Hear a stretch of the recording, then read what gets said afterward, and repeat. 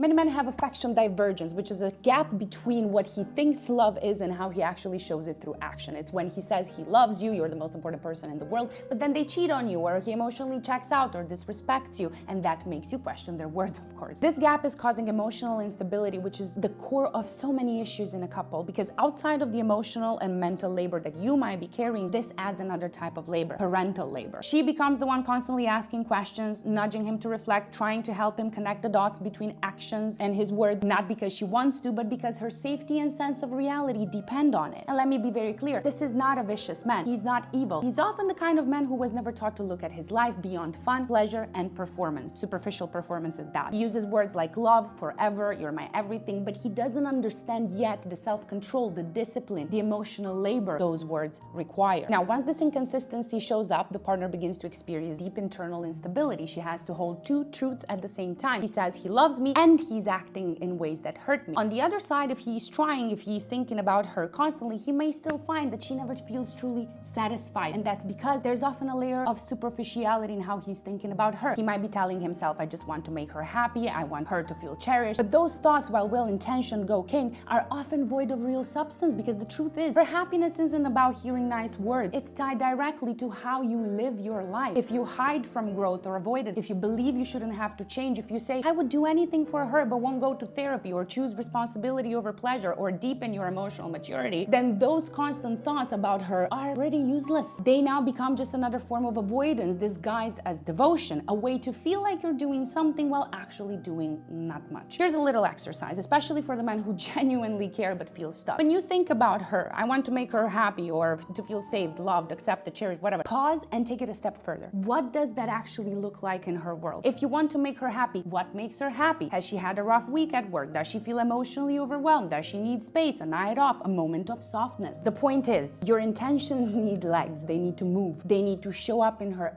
actual lived experience, not just up here in your thoughts.